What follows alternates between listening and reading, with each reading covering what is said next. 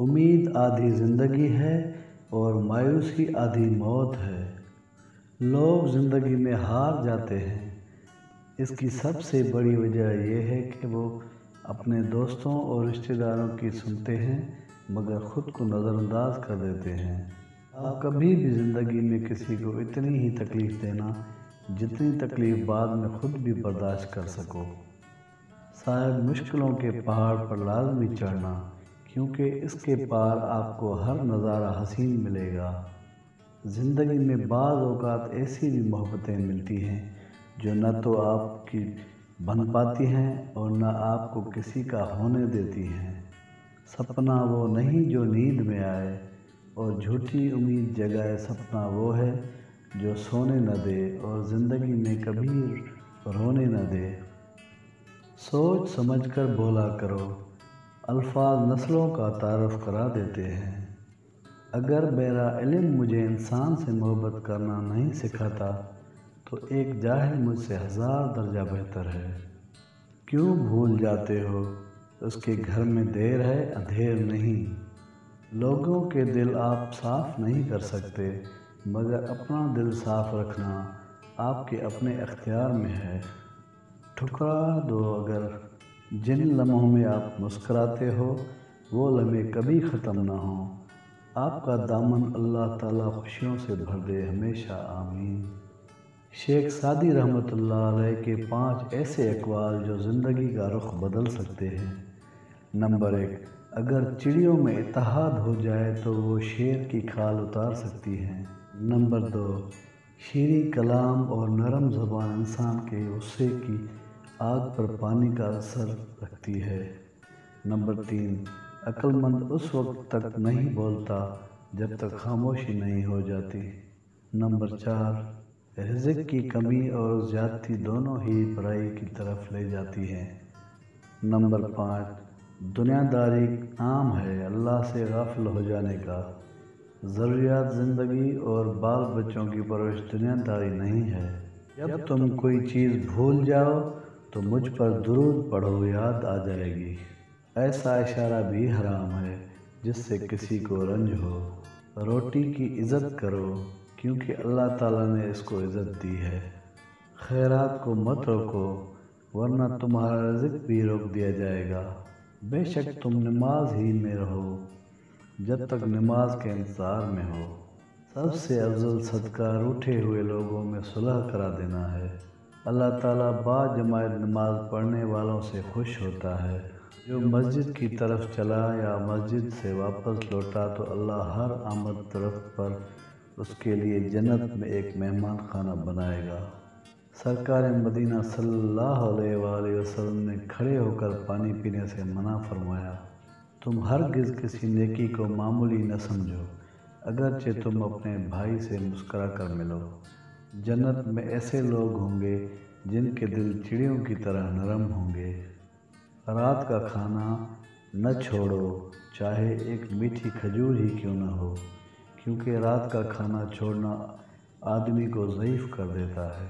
ہمارے پیارے آقا حضرت محمد مصطفیٰ صلی اللہ علیہ وآلہ وسلم نے فرمایا، اذان اور اقامت کے درمیان دعائیں رد نہیں ہوتی، لہذا دعا مانگا کرو۔ جب مجھے کوئی بندہ اپنے دل میں یاد کرتا ہے میں اسے فرشتوں کی جماعت میں یاد کرتا ہوں، اور جب وہ مجھے محفل میں یاد کرتا ہے تو میں اسے رفیق اعلیٰ میں یاد کرتا ہوں۔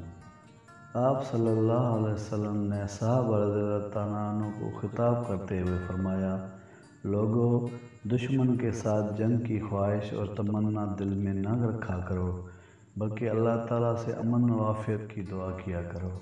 البتہ جب دشمن سے مٹ بھیڑ ہو ہی جائے تو پھر صبر و استقامت کا ثبوت دو۔ یاد رکھو کہ جنت تلواروں کے سائے تلے ہے۔ اس کے بعد آپ صلی اللہ علیہ وسلم نے یوں دعا کی، اے اللہ، کتاب کے نازل کرنے والے، بادل بھیجنے والے، عذاب و دشمن کے دوستوں کو شکست دینے والے، انہیں شکست دے اور ان کے مقابلے میں ہماری مدد کر۔ دنیا کی زینت 3 اشیاء میں ہے، مال اولاد، عورت۔ آخرت کی زینت 3 چیزوں میں ہے، علم، تقوی، صدقہ۔ بدن کی زینت 3 چیزوں میں ہے: کم سونا، کم کھانا، کم بولنا۔ عقل کی زینت 3 چیزوں میں ہے: صبر، شکر اور خاموشی۔ حضرت عبداللہ بن عمر رضی اللہ تعالیٰ عنہ سے روایت ہے کہ رسول اللہ صلی اللہ علیہ وآلہ وسلم نے ارشاد فرمایا: 2 لوگ ایسے ہیں جن کی نمازیں ان کے سروں سے اوپر بھی نہیں جاتی، یعنی قبول نہیں ہوتی۔ ایک وہ غلام جو اپنے آقا سے بھاگ گیا ہو یہاں تک کہ واپس آ جائے۔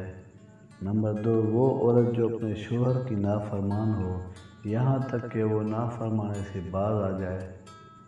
حضرت حاتم الاسم رحمۃ اللہ علیہ جب نماز پڑھتے تو یوں تصویر باندھ لیتے: نگاہوں کے سامنے کعبہ، نیچے پلسرات، دائیں جنت، بائیں جہنم، پیچھے موت کا فرشتہ۔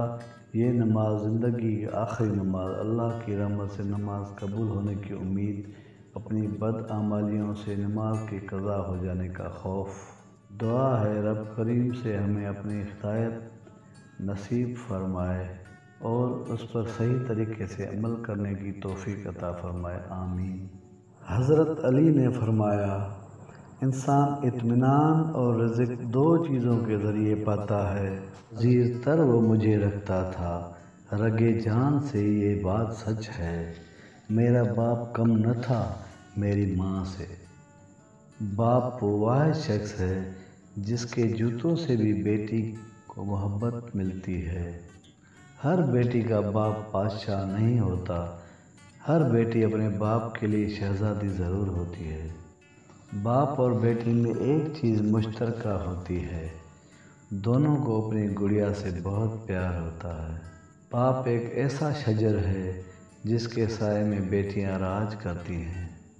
چاہے کتنا ہی بوڑھا ہو مگر گھر کا سب سے مضبوط ستون باپ ہی ہوتا ہے۔ میں تو صرف اپنی خوشیوں میں ہنستی تھی، پر میری ہنسی دیکھ کر کوئی اپنے غم بھلائے جا رہا تھا اور وہ تھے میرے باپ۔ میں تو صرف اپنی خوشیوں میں ہنستی تھی، پر میری ہنسی دیکھ کر کوئی اپنے غم بھلائے جا رہا تھا اور وہ تھے میرے بابا۔ بابا کے کندھے پر چڑھ کر جیسی نظر آتی تھی ویسی نہیں ہے دنیا۔ نبی کریم صلی اللہ علیہ وآلہ وسلم نے فرمایا: جس کسی نے 2 لڑکیوں کی پرورش کی یہاں تک کہ وہ بالغ ہو گئی، اکشت شہادت اور درمیانی انگلی سے اشارہ کرتے ہوئے رحمت العالمین صلی اللہ علیہ وسلم نے فرمایا، تو میں اور وہ اس طرح جنت میں داخل ہوں گے۔ مجھ کو چھاؤں میں رکھا اور خود جلتا رہا دھوپ میں۔ میں نے دیکھا ہے ایک فرشتہ باپ کے روپ میں۔ یا اللہ ہمارے سروں پہ ماں باپ کا سایہ ہمیشہ سلامت رکھنا، آمین۔ نفرت اور نظر انداز کرنا وہ عمل ہیں جنہیں ایک لمحے میں محسوس کیا جا سکتا ہے، جبکہ محبت اور وفاداری وہ عمل ہیں جن کو ثابت کرنے میں پوری زندگی بیت جاتی ہے۔ انسان زندگی میں بہت کچھ سیکھ سکتا ہے، لیکن جب دوسروں سے پیار کرنا، معاف کرنا اور دوسروں کی عزت کرنا نہیں سیکھ جاتا، سمجھو کچھ نہیں سیکھتا۔ گفتگو میں بے احتیاطی رشتوں کو کچل دیتی ہے۔ آپ کے الفاظ آپ کا عکس ہوتے ہیں، بعد میں وضاحتیں دینے سے کچھ بھی نہیں حاصل ہوتا۔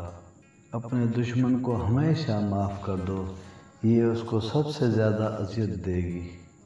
زندگی میں کچھ پل ایسے آتے ہیں جنہیں ہم چاہ کر بھی اپنی یادداشت سے نہیں ہٹا سکتے۔ مجھے اختلاف ہے ان لوگوں سے جو کہتے ہیں وقت ہر زخم کا مرہم ہے۔ لوگوں کے بدلے ہوئے مزاج ہی تو ہمیں انسان بناتے ہیں، ورنہ تو سمجھ ہی نہ پائیں کہ زندگی کتنی مشکل ہے۔